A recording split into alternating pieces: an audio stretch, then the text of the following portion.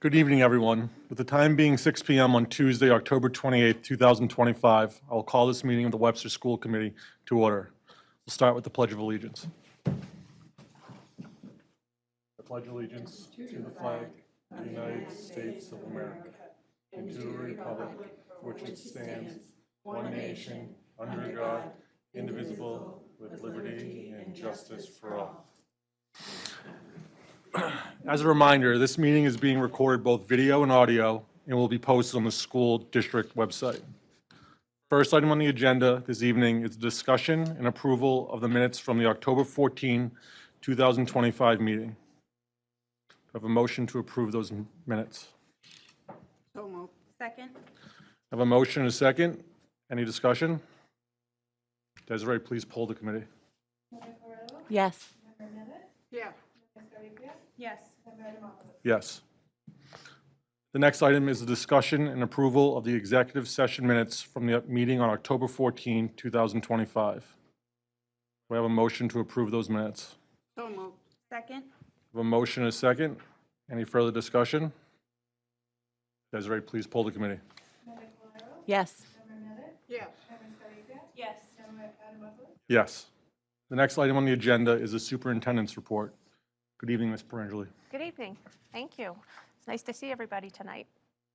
I will start with a personnel update.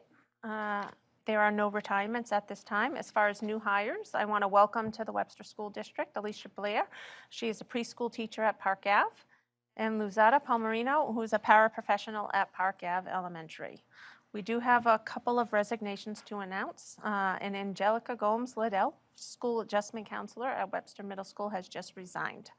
There are no transfers at this time, and as you can see, we still have a few vacancies. We have been working at filling some of the paraprofessionals and ABAs over the past few weeks. We still have a way to go, but we are slowly making a little bit of progress. Are there any questions about personnel? No. Moving on, under management and operations, I'm going to talk a little bit about scheduling.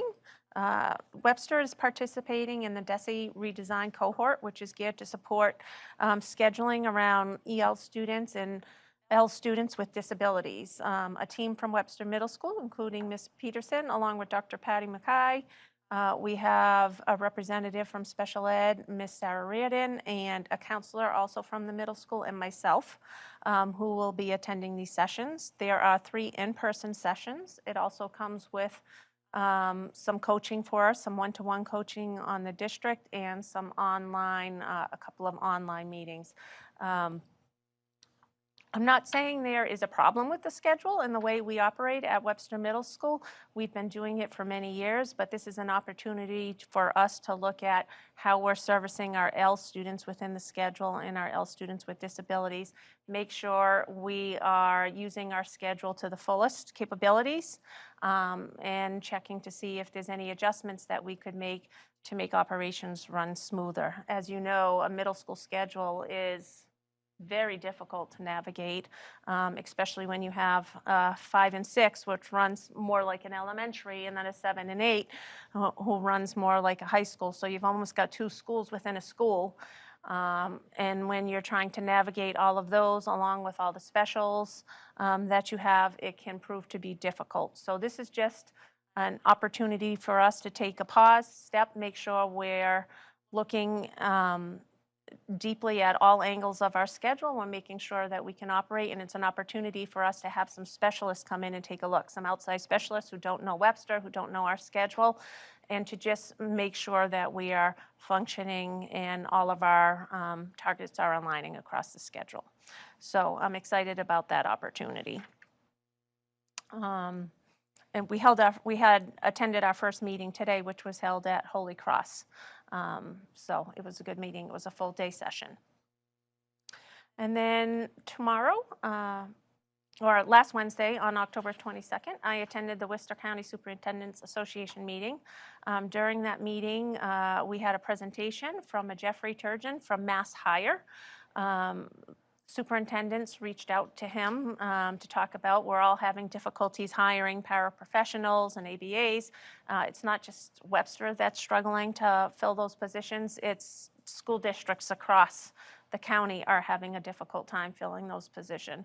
So we reached out to him to see if there's something that they can do differently to help support Webster, to help support all of our surrounding communities in getting the word out there and hiring in our area. So there's going to be some collaborative work with Ben. He's going to put it on his board, his bulletin hiring board, to see if that's something that will help bring in candidates for those positions.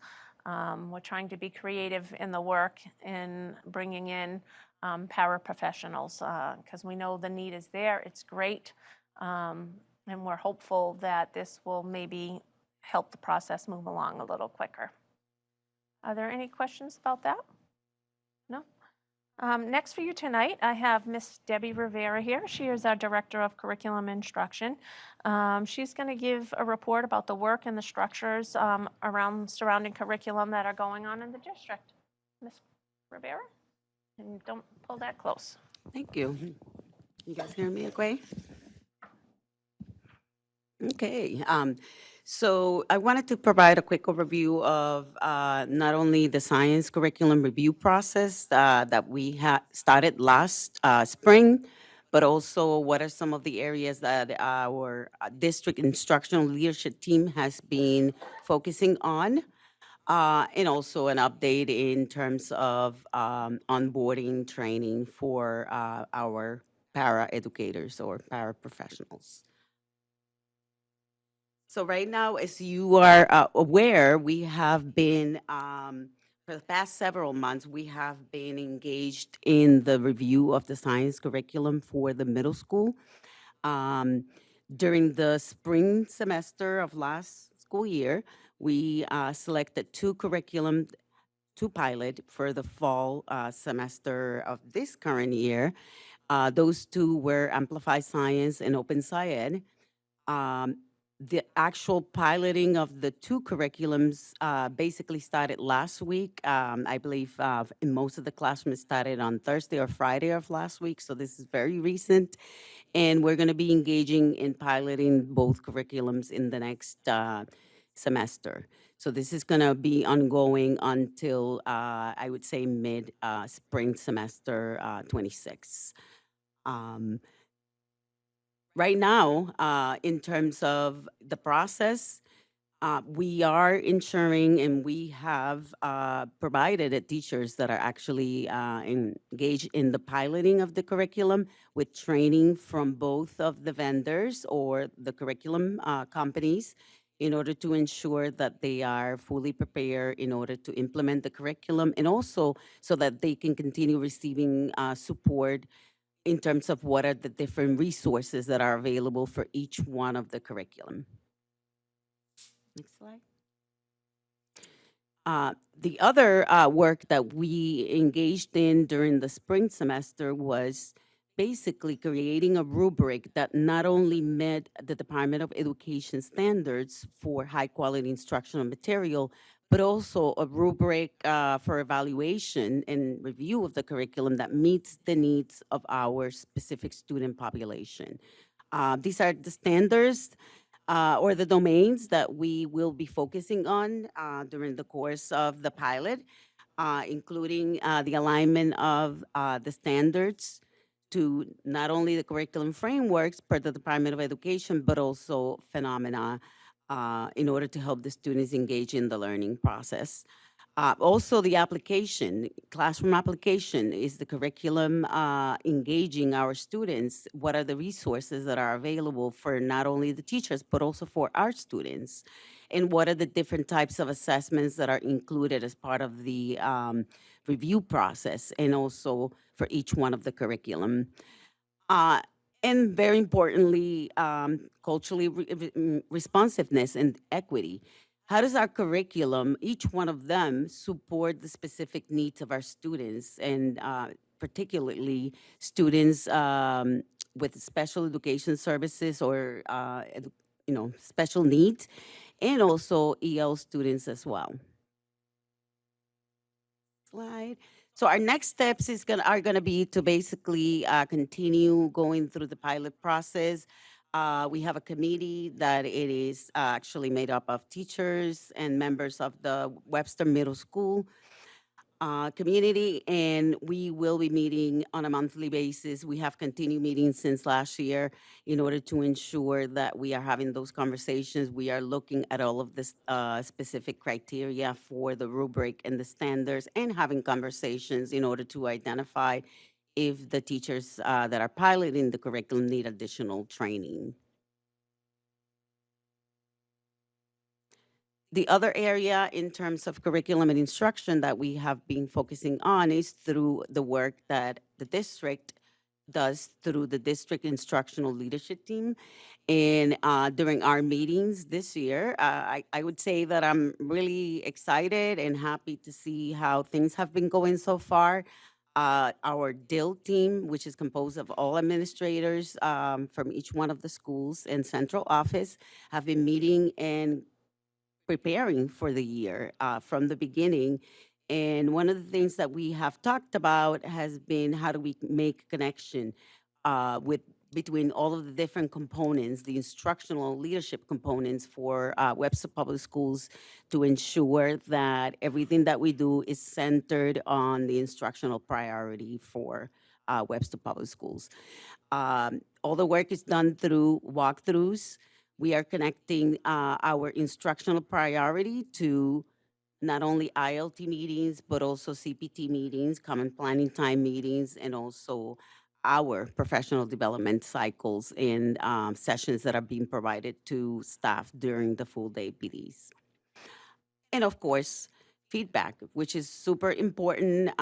We have created a system of feedback as well that we will be sharing with our teachers after the walkthroughs in order for them to not only request specific feedback after an observation, but also we have an ongoing process of feedback within our administration team as well. So one of the main three areas that we have been focusing since the beginning of the year, which is a couple of months ago, has been the instructional priority of the implementation of these strategies, which are basically questioning strategies, academic discourse, and checking for understanding. We have been incorporating not only training and professional development to each one of the buildings and staff in each one of the buildings and teachers, but also we have been incorporating these instructional practices within professional development, our walkthrough tool, and also any other sessions and feedback and other components that I'll talk about in a little bit more. So again, this is all connected also with coaching, which is super important that we have that consistency taking place not only through the work that we do on a district level, but also on a school level as well. And also through, as I mentioned before, CBT, and we align the PD as well and walkthrough. Well, I wanted to just note that I think it's important that we're starting with the top one, and then we're focusing on that for, you know, a couple of months and for mastery, and then we're going on to the next. So it's not like we're doing all three at once. We're building throughout the year. Thank you, Mo. And then the last component for the update is the paraprofessional onboarding and training.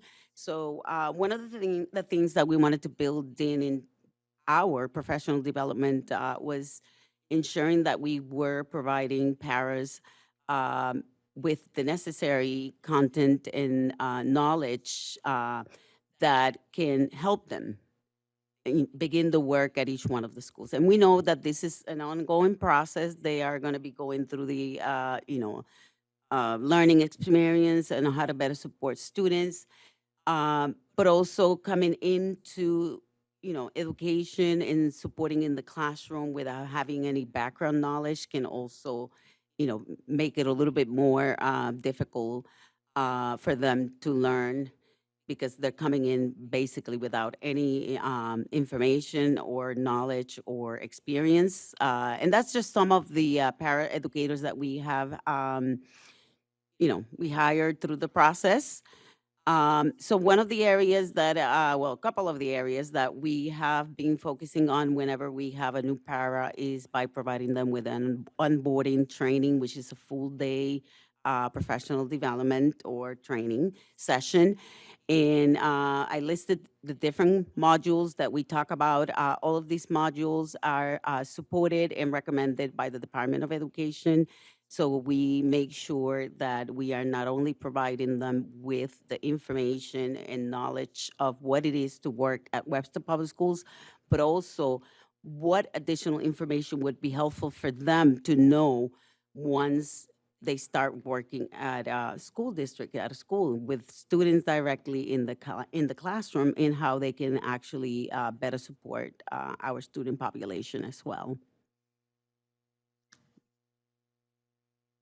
So in terms of our next steps, we want to continue, again, following through with building-based supports and coaching. We want to continue connecting the work that we're doing through DILT, not only through coaching, but through CPT, also PLCs and grade level meetings and planning times or common planning times. For the training for the paras, we have created also a feedback form that we are sharing with the para educators after they complete the onboarding process so that we can continue monitoring whether, what is the effect, the impact that the training is actually having on them, and if this is something that they find to be useful as well.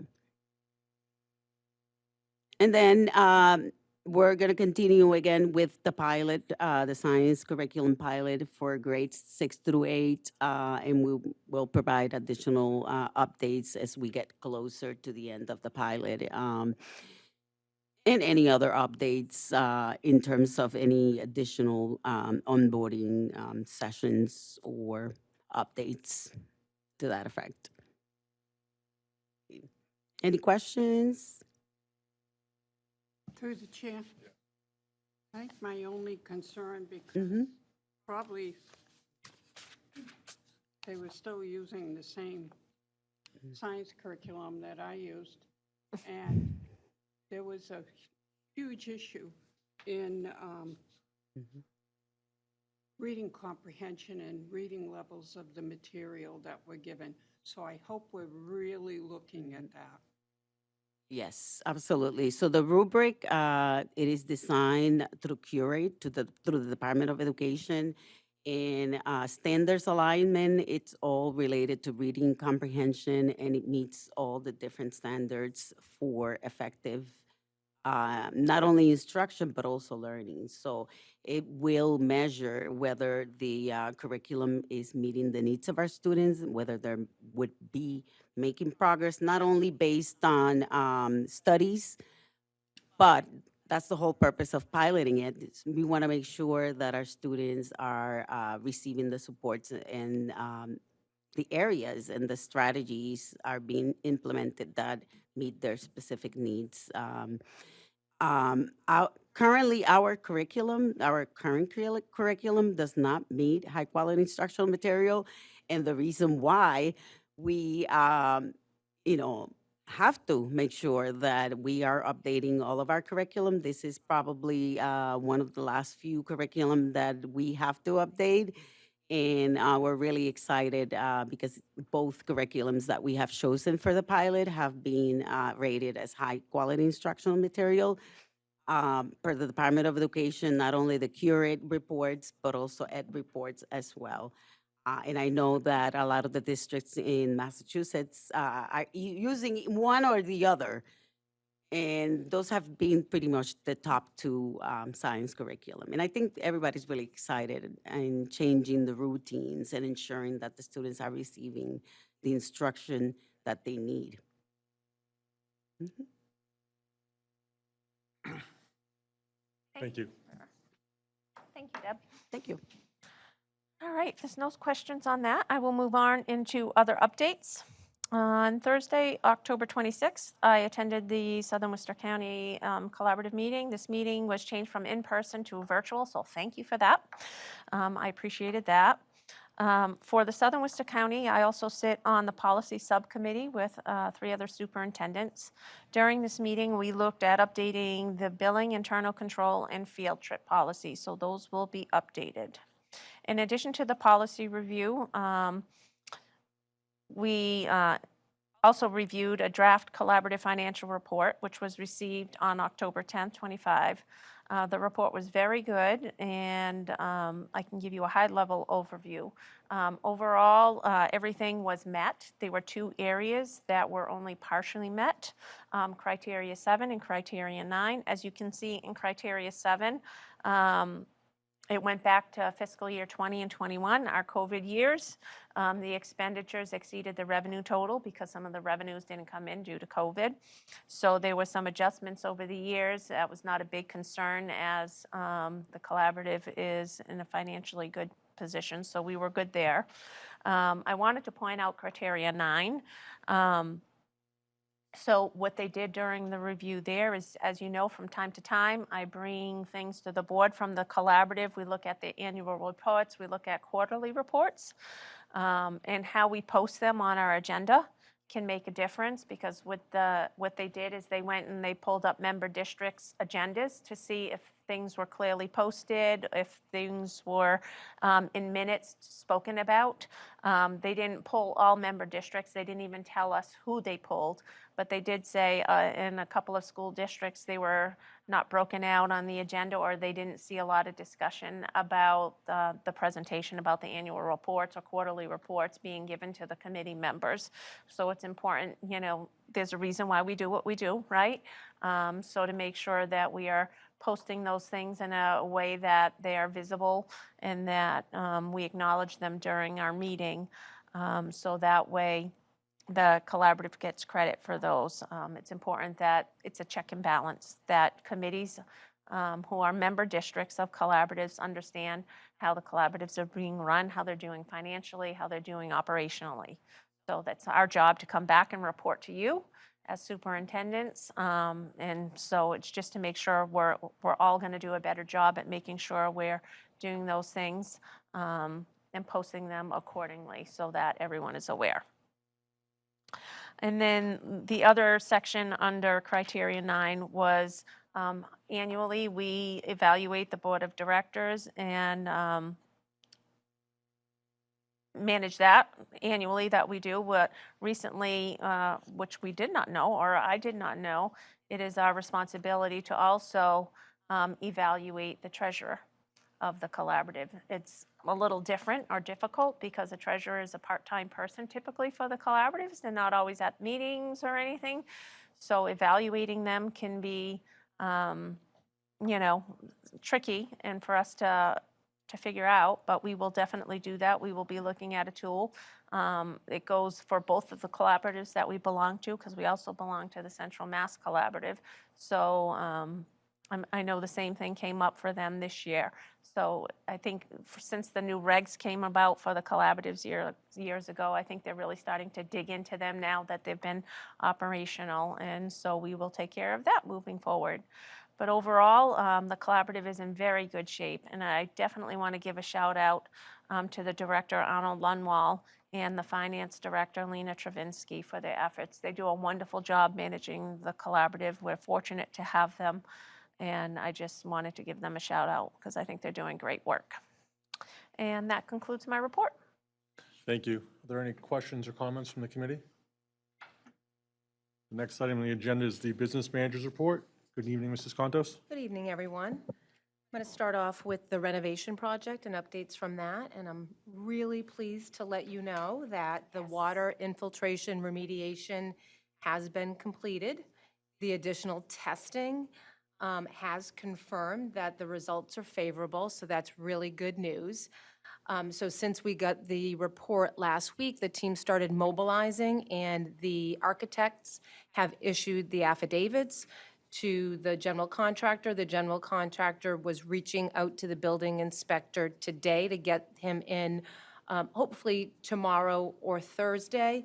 We're extremely hopeful that the inspection will be positive and that we will get occupancy. So if that gets signed off on this week and everything goes according to plan, we will be occupying the space starting on Monday morning. So that's really Say that one more time? Monday morning, November 3rd. Again, pending, we have a couple dependencies we got to get through this week, but if we get through those, all is favorable. Some of the other activities going on relative to the auditorium is there's some final cleaning going on in there, especially because they were in there doing remediation, making sure that's all cleaned up. And of course, some of the paperwork that goes along with closing another sort of sub-phase of Phase 1. So working on the LEED certification documentation, as well as the substantial completion form, which is issued to the GC to sign off on. So all of that work is in progress and looking very good for next Monday, pending the inspection.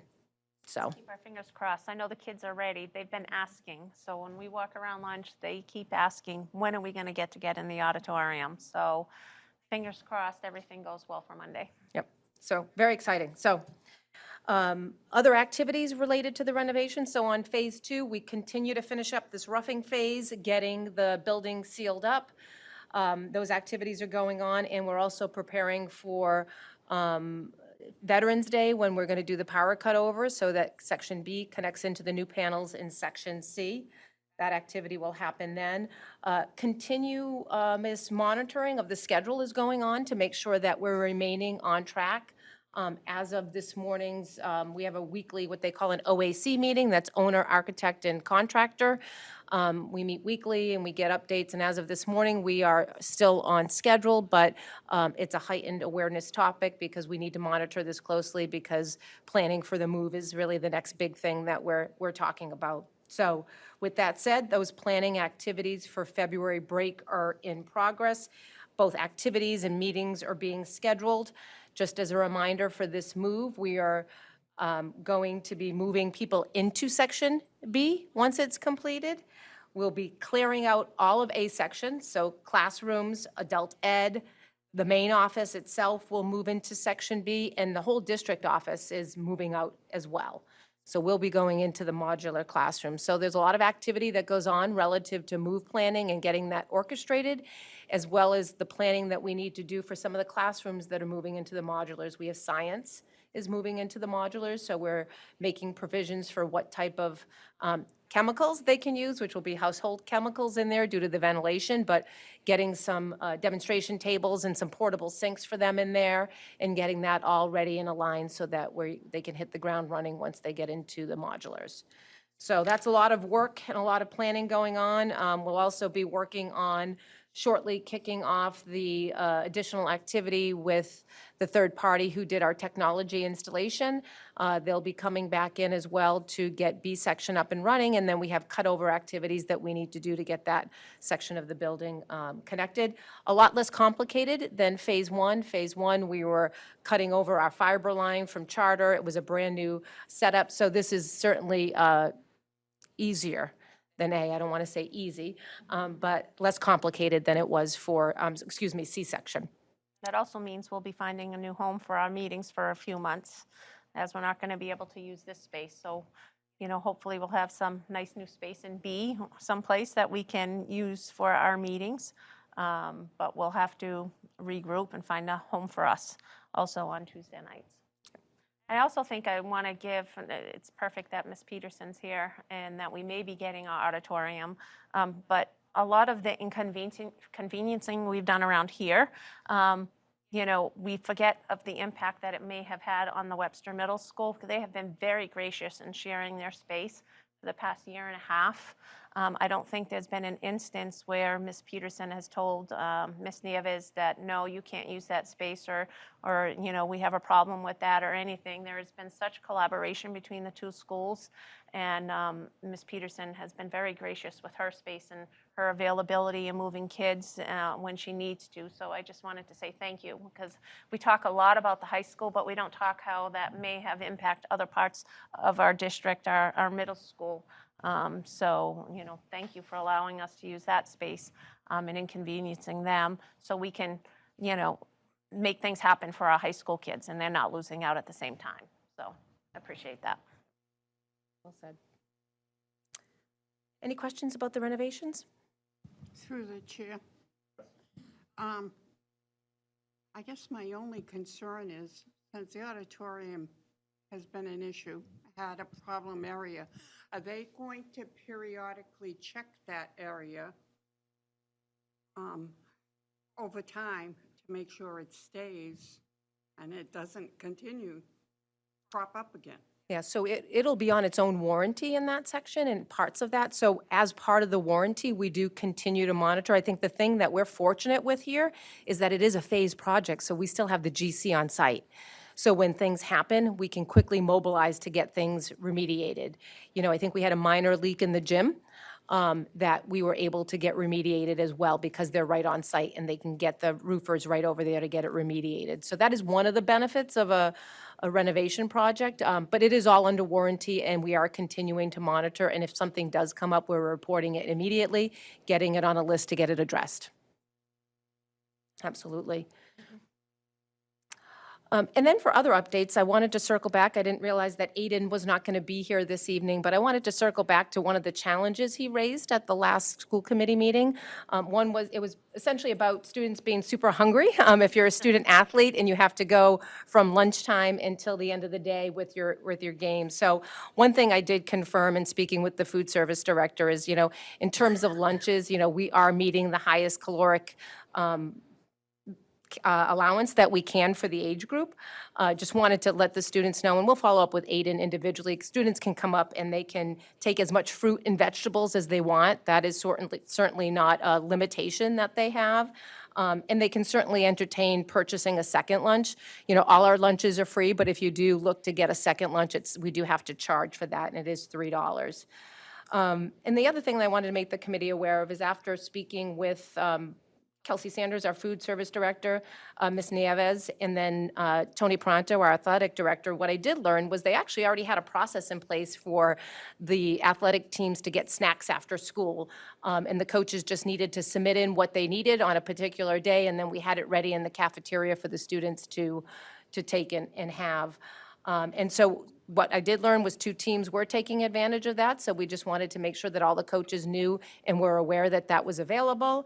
And in addition to that, Mr. Pronto let me know that oftentimes a lot of the coaches supply their own snacks as well, and they do that really self-funding it out of the goodness of their heart to do that for the kids so that they're well-nourished and they're not feeling weak after going a length of time without eating and then obviously expending energy on the field at an athletic event.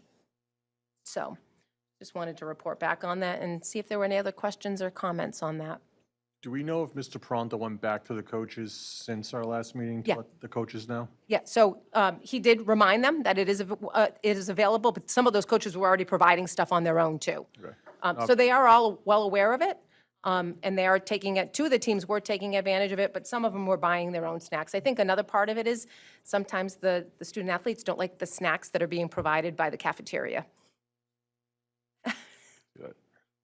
Any other questions or comments from Ms. Contos? Through the chair. Yes. As far as the snacks go, is that only for the high school? Is it also for the middle school athletes? We're doing also for middle school, so I know that the middle school football team was taking advantage of that and picking them up, so yes. Great. And then the other question is just, I think that might be good to put in that coach's handbook that we had, where we had reviewed that with the coach's information, where saying that that's something that they can utilize and that they're encouraged to utilize it, just Yep. so that everyone knows as new coaches come on board, so they Yep. don't miss that piece. That's a good point. And then the other thing that Kelsey was going to look into, came up from Mr. Pronto, was looking into little pickle packets. I guess the kids really like the pickle juice when they go to the games, so that's one of the snacks she was going to take a look into. And as well as, you know, I think last year we had a student that had some allergies, but now we can get back to serving bananas again. And so that's always, bananas and pickles tend to be the 2 big items that would be great for student athletes after, you know, performing in a game, in an event, so. Okay, and that's all I have this evening. Thank you, Ms. Contos. The next item on the agenda is the principal's report. Good evening, Ms. Peterson. Good evening, everybody. Okay. I wanted to, you hear me? Okay. I wanted to update everybody on attendance. I know that's something I bring to the committee often, so in your packet should be some things that Ms. Moniz provided for you. So the first page in that packet is this year's year-to-date attendance, and this was pulled last week. So currently, as of last week in October, we were running an average of 94.4% attendance rate, which is pretty good. So if you look at the pink piece at the bottom, last year at this time, we were at 93.1%, and in the previous year, 23-24, we were at 91.4%. So our overall attendance is steadily increasing, and you can also look at the graph above. You can see the dark blue line is our current year. It does kind of have the same trends as last year with the highs in the beginning of the year, September, and we are steadily starting to dip. It is flu and cold season, unfortunately. We've had a lot of dismissals and staff illnesses as well. So just a reminder to everyone out there to wash your hands and keep healthy.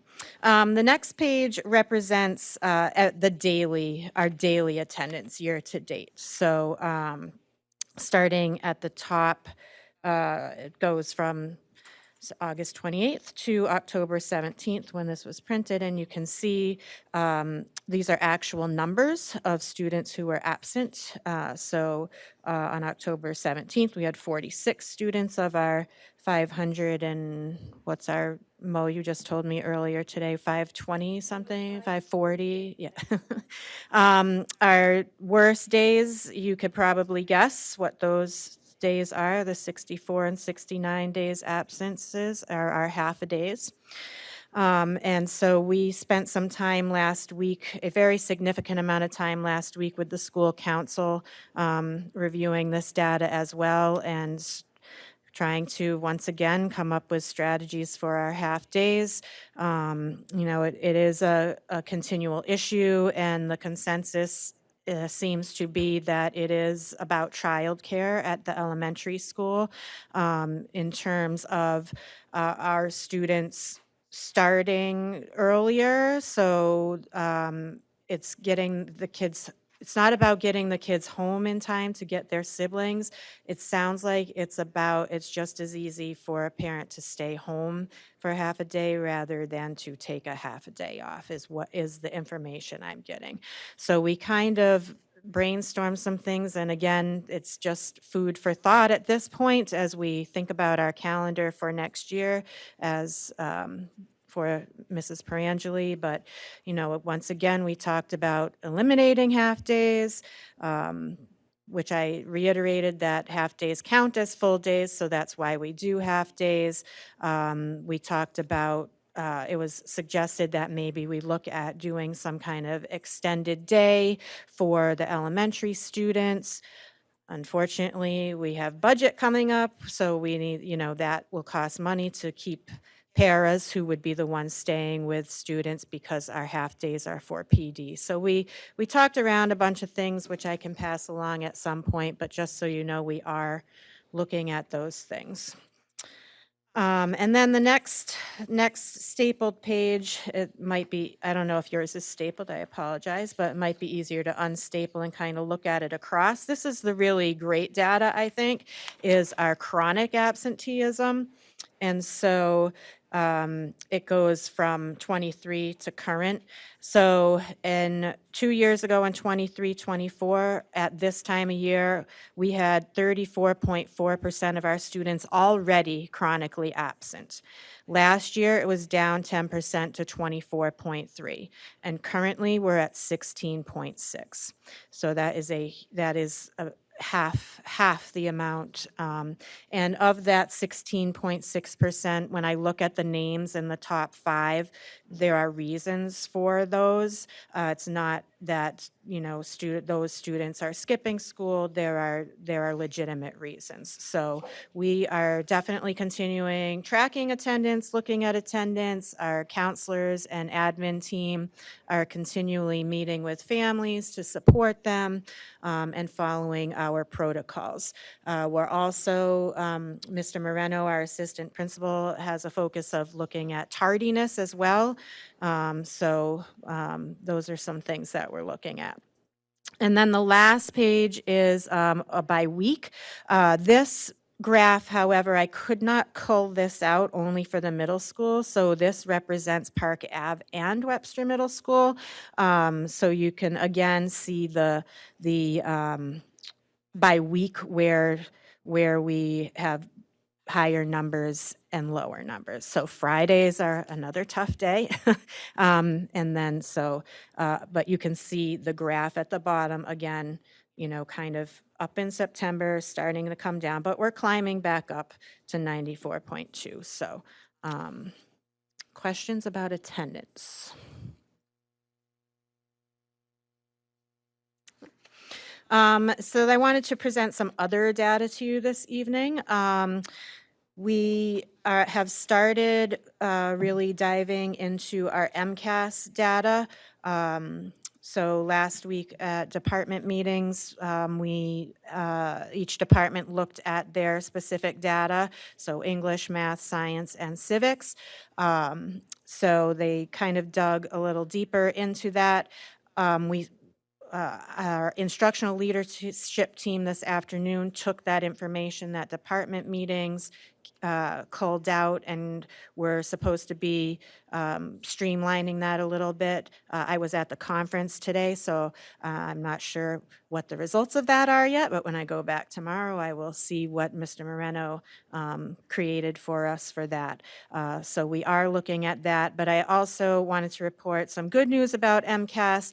At the middle school, we did have 4 students who who actually exceeded in English and math.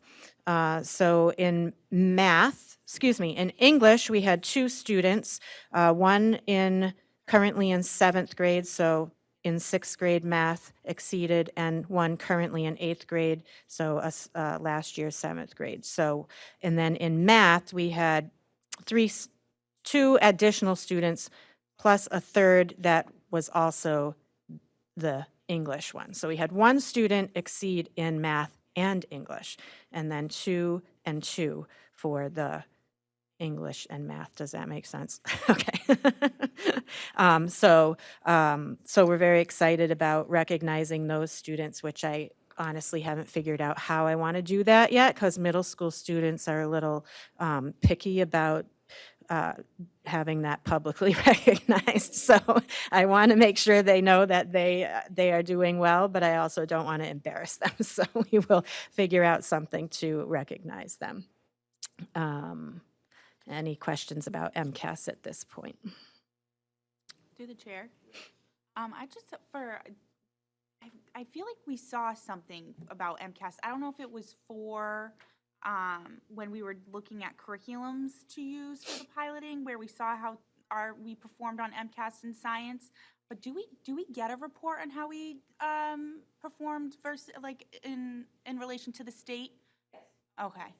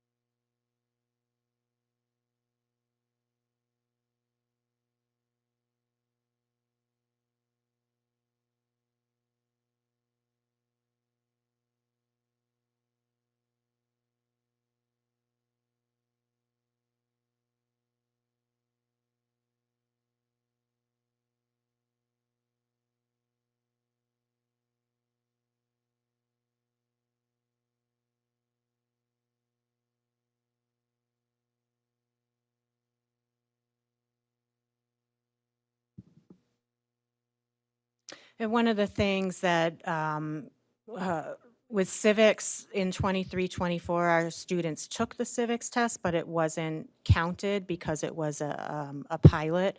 And so we didn't get any results from that, which I wish we kind of did because we don't have any comparison data either. So we have 24, 25, which gives us some important information, but it doesn't really show us growth. Which I guess it wouldn't be a valid test in 23, 24 because they were testing it. So I get that in terms of that. So that's what we're working with. Next, I wanted to talk about some upcoming events. On November 10th, which is the day before Veterans Day, we will be doing our annual Veterans Ceremony at the middle school at 1 o'clock. I think we have a speaker for one of our staff members has somebody who should be coming this year. So we'll do our normal gathering in the gymatorium. And hopefully it will be as good a ceremony as it usually is. We have partnered with a nonprofit organization called Mala's Kids. It's MAWLA' Kids, and the Seven Hills organization. We are going to be on November 18th from 4 to 6 presenting a school community event called Thankful You Are Here. And so Mala's Kids is providing everything. Their purpose is to bring joy and connection and a sense of belonging to the families of Webster schools. And so they will be taking over our gym and have a bunch of tables, 9 or 10 tables, with different activities for students of various ages, face painting, arts and crafts, games, dance circles. They are also going to be having a couple of tables where they will be giving away items. So any family who is in need of clothing or hygienic products, they have, I think, a whole table full of teddy bears that they've collected. So that we are looking forward to having that as a connection for our school community. And then you're going to be hopefully approving later, a donation. We had one of our staff members put out a Donors Choose posting and to help us get some more books for our reading, Roar reading. And so she requested graphic novels because that is a big push from the kids. It's always on our list of what they're requesting. So we have received or will be receiving 43 graphic novels totaling $631.75. So to thank the donors who are helping our kiddos read. Again, just reiterate how exciting this is for me. I went to Savers Saturday and didn't buy anything for myself, but spent almost $50 on books. So, but I don't mind doing that because I just love seeing that they're so excited to come in and ask, did you get this book yet? Or can you get this? So it's just a great thing to see. And then I want to recognize Kate Birdie, who, as you all know, is one of our most fabulous teachers. We bring her name up often. Many of you have been in her classroom. Kate Birdie and the students and the staff from the Bartlett Project Lead the Way attended a 1-8 convention last Monday. And so the Webster District, so not just the middle school, but the high school too, have been awarded what's called the Student Cup. So I'm going to read what Michelle sent Kate, who then sent me. So the Student Work Cup is a traveling trophy. The Student Work Cup is presented to the school district school or district who leads our community in sharing and celebrating student work. Webster Public Schools has demonstrated outstanding student engagement across Project Lead the Way programming and student work. Both the middle and high schools participated in all 3 student events last year, which were Student Solve, Student Industry Connects, and the Applied Learning Showcase, showing a strong commitment to hands-on real-world learning. They exhibit student work throughout their buildings, in trophy cases, on bulletin boards, and even in windows, and host district-wide showcases at the end of the year to highlight students across all schools. Educators also actively encourage others to join in the fun, spreading enthusiasm for Project Lead the Way throughout the community. And I believe the actual cup is at Bartlett High School right now. Oh, I thought you were reaching it down to get it. Yes, there are several pictures. The cup is about this big. It's like this wide. So it's, oh, there we go. I just forwarded several pictures.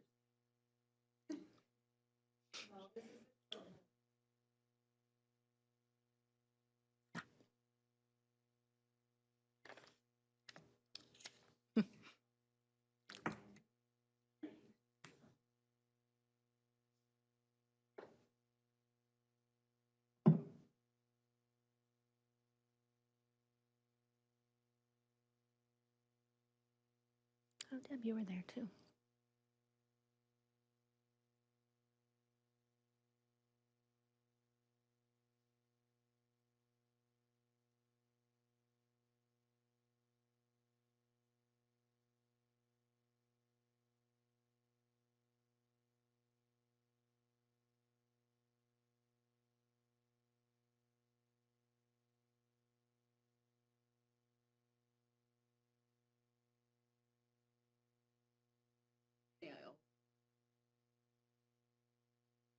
I wanted to also add that our students also won the grand prize for the manufacturing matchup competition at the Gillette Stadium last Tuesday. So Monday, Webster was awarded the cup. And then on Tuesday, the students actually won the competition and they won the grand prize for their invention. So that was amazing. And then in addition, Miss Birdie has been appointed, was appointed the middle school lead for Project Lead the Way. And then she is also one of 3 model teachers. And so what that means is they are having open classroom. And so anybody else in the state who is starting Project Lead the Way can come and see Kate's class and see how she organizes and gets the class working. There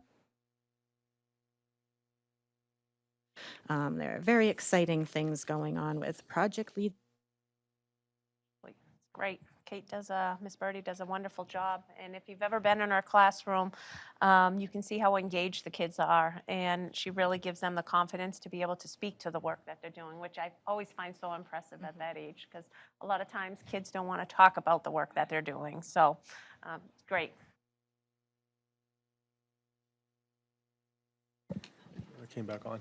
I just want to say thank you, and it's great to just see that, the district, the educators, and the students are all getting recognized for the hard work they're putting in through that program. It just shows that it's a new program, but obviously, over the last couple of years, there's been a lot of recognition about the students taking part in it and getting a lot of credit for that, so that's great to see. Any other questions or comments for Ms. Peterson? The chair. About your book donation. Just to add that, because I had done it, if you order books, like a set of books from Book Lovers Gourmet in Town, she usually gives a discount for the school system. Good to know. Thank you. It's a good local resource. Perfect. Thank you. Through the chair? Yes. I just wanted to thank you for all the work you've done on attendance. It really shows the amount of time you put in. Those numbers are pretty amazing. You cut it by half, so that's really great that you're doing that for the students, and it's nice to see, such big improvements and all of that paying off. Through the chair. Yes. In addition, I think I've talked about this before, as we kind of have, I post daily the grade level and what their percentage is. And I started doing that just for informational purposes, for the kids to kind of start seeing it. But they really have gotten into kind of the competition aspect of that. And they really come in, if I forget to put it up, like, they get really upset about that. And they really look at that every day, and they calculate it in their head, and they see who is ahead. So they have really taken some ownership in it as well. Through the chair. Yep. I think we've mentioned this before, and we kind of talked about it. I know Mrs. Nieves isn't here, but I think our PLTW and the work that Mrs. Bigelow and Mrs. Birdie do, like, is very unique to our district. And we've talked about, how we can communicate that to the community, because I think, our community sometimes has a misguided opinion or about us. And I think we need to find a way to maybe highlight those positives more in maybe a way that's accessible to them. And I know we've talked about the Stonebridge Press and how they aren't necessarily writing things anymore, but they accept articles from us. So, and I've seen some from Park Ave, but I think what we have going on at the high school and the middle school, like, this is such a big deal that, maybe getting that into a newspaper so our community can read it. I know that's being worked on. as we Okay, speak. all right. I So maybe know I'm that's jumping being the worked on. gun. Well, But and like we do- anything, And we do send things over, but they don't post everything we send. So that I is know. another thing. Yeah, I do try to social media it when I can. And I'm really happy about the work that they're doing this fall with trying to get the word out about our programming here and what the high school has to offer, and getting a jump on the Bay Path and the information sharing with all the schools in the community of the work that we're doing. So we're working on it, and we are definitely, I know Ms. Bigelow is very excited, and Ms. Birdie, to share what the kids are doing and what they're doing and the work that's happening. And I know Ms. Nieves is planning to come talk to you next meeting about some of the work that's been going on. So it is exciting, and I'm really proud of the work that the district is doing and that the staff are doing. They're amazing. Our students are amazing, and there are so many good things that happen that sometimes, are clouded by one or two posts on social media. Through the chair. Yes. Just to add, it might not be a bad idea to continue this thought is with this particular award and everything they did, wouldn't be a bad idea to do a presentation about that at a selectmen's meeting. That gets it out to the town more.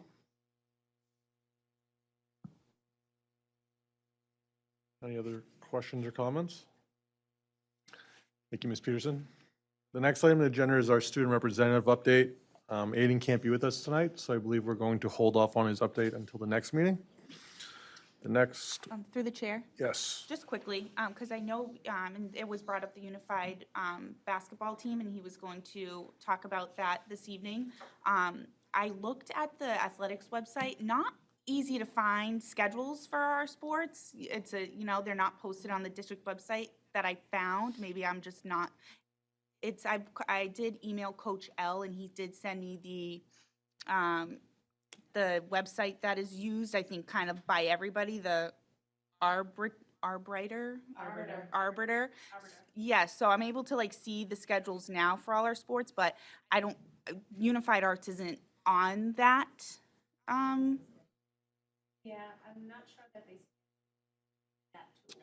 Right. So Just- I can talk to the. And if they don't, but if we can add that, I know our packet has a list of events. So anything like that that's not, accessible like through a website, I like to know those things because I do go. So just, do you know when the next game is? Are they still at Oxford? They were at Oxford. They had a home game at Oh, no way. All right. That was last week.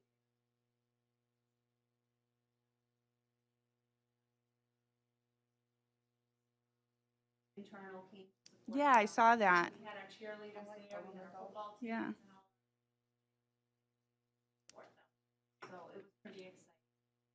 You don't have to show me now, but maybe just, or tell us now, but I'm trying to find it, but I will, it's on the athletics page. it is? It says Arbiter game schedules, and connect Arbiter Live and how to follow teams. Okay, yeah, I So do, it's under departments and then athletics, Arbiter. okay. Yeah, it, Find out the good. Perfect, thank you. They're doing those scheduling separately, so it's not an arbiter with the, Could you Conference. send us Yeah. the information about how to see the, again, to be able to see the Sports. games? Okay, thank you. The next item under old business is the third and final reading of several policies. Are there any comments concerning those policies? I believe we can vote on those tonight, correct? That is correct. We can vote on them, and you should be able to do it in one motion, but I would read each policy in the motion. So do I have a motion to approve the following policies? Policy KDCB, district website and social media. Policy JICJ, student use of technology in schools. Policy IJNDC, acceptable use of digital resources. Policy IJNDB, use of technology in instruction. Policy IJNDBR, Webster Public Schools Acceptable Use Policy. Policy IJND, access to digital resources. Policy EHB, data and records retention. Policy EHAA, district security relating to technology. Policy BHE, use of electronic messaging by school committee members. Policy KDC, community use of digital resources. And policy GBEE, personnel use of technology. So moved. Second. I have a motion and a second. Are there any other comments? Hearing none. Desiree, can you please poll the committee? Yes. Yes. Yes. Yes, motion passes.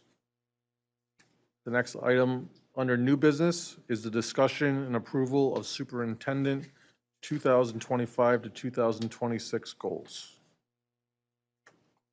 Thank you. So in your packet, you have a template of my goals for this coming year. I did add a couple new goals this year and left 3 of them the same as the work is continuing. For the first one, instructional leadership, that is an ongoing goal. As you know, that was partially met, and that is something that we as a district are still working on, so I can't remove that at this point. I think it's something that we need to continue to work on. Under management and operations, I don't feel like at this point in time I could be taking the renovation project off or budget. We know that the renovation is an ongoing task that is going to be on our radar for another year, and anticipating a tight budget season is something that I think needs to be a top priority for me during this during this school year. But I did want to add onto my goals for the year. As you know, I have been attempting to look at our policies.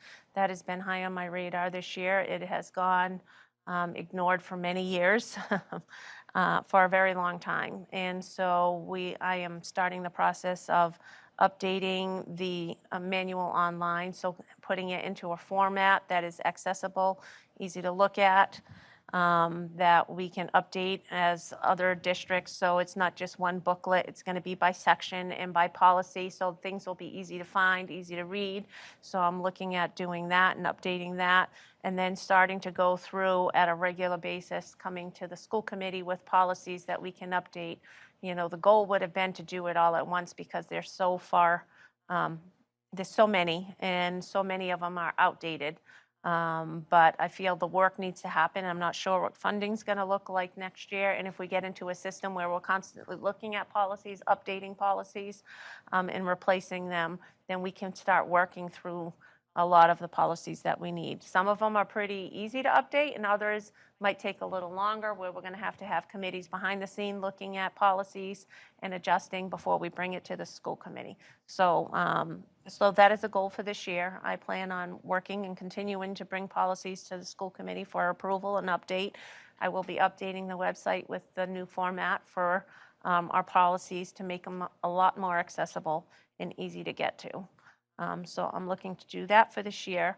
And then the second thing that I am working on is we have been working on our strategic planning for this year. We've started that work. It's not done yet. So I'm looking to finalize our strategic plan and start the implementation of that plan this year. So those are the two things that I think are high priority that I needed to add, including, continuing the work on budget and the renovation, and then the instructional. Any questions? Any questions or comments from the committee concerning superintendent schools for this upcoming year? Hearing none, I'll entertain a motion to accept the goals as presented. So moved. Second? There's a motion and a second. Any further discussion? Desiree, would you please poll the committee? Yes. Yes. Yes. Yes. Next is the acceptance of a donation of classroom supplies from Donors Choose to the Webster Middle School. I know Ms. Pearson already went over this. Is there anything that you would like to add? No, I'd just like to thank Ms. Argenteri for going out there and getting the books. I know the kids will love them. As always, we'd like to thank all the donors. It goes a long way to helping our students. Do I have a motion to accept the donation of classroom supplies from Donors Choose to the Webster Middle School? So moved. Second? I have a motion and a second. Any further discussion? Desiree, would you please poll the committee? Yes. Yes. Yes. Yes. Next on the agenda is the discussion and approval of the creation of a budget subcommittee. Yes, thank you. So looking at the upcoming budget year, this is not something we have done as a district before in the past, but anticipating that it could be difficult and already starting those conversations earlier this year, I think it would be helpful if we put together a subcommittee. I'm not sure of the meetings that we're going to have yet or how often, what the commitment will look at right now, but I think it's a way that we can be a little more transparent with the school committee, have those discussions where we don't have to, have the tri-board meetings. So if there's smaller meetings that we need to have with the town, we can meet with our representatives and their representatives and meet more frequently internally here. Also on the school side, we could meet more frequently to discuss any challenges or directions or thoughts or ideas that we would like to share. As you know, this is going to be a process that we are starting now, and it's going to continue right through May town meeting. So I think just it would set us up to be a little more successful this year and to help with the communication, and especially help with the communication on the town side if they do something similar. I'm going to talk to the town manager and see if he's interested in doing that also on the town side, because there may be a need that we might need to discuss a little more frequently, thoughts about what the budget's going to look like. Obviously, we're going into an interesting budget year, so it makes sense to get as much input as we possibly can to the entire process. Are you looking for 2 members of the committee? I think that would be great to start. Yep. Are there any nominations at this time concerning members for this subcommittee? I'd like to nominate Vice Chair Adamopoulos for the Budget Subcommittee. Motion, do I have a second? So moved. A motion and a second. Any further discussion concerning one nomination? Desiree, can you poll the committee? Yes. Yes. Yes. Yes, thank you for that. Do I have a nomination for a second committee member? I would make a motion to have member Mellott on the committee. I believe she brings a lot of background that could be very helpful to that process, going back for a period of time, so that I'd make that nomination. So moved. Second. A motion and a second. Any further discussion? Desiree, please poll the committee. Yes. Yes. Yes. Yes. Thank you. Thank you very much. Thank you both very much. I think the next thing on our agenda is the review, transfer, signing of warrants, bills, payroll, and vouchers. Yes, we're skipping over the executive session. We do not need that, so yes, that's it. Is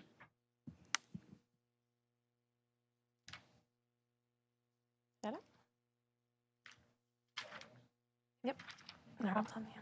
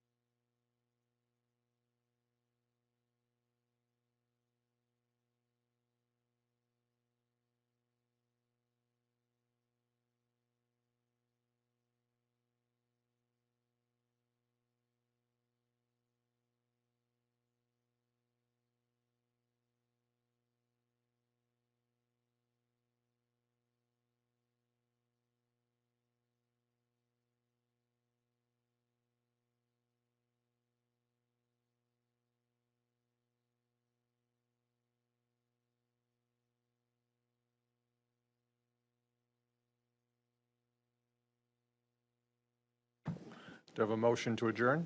So moved. Second. Motion and a second. Any further discussion? Desiree, please poll the committee.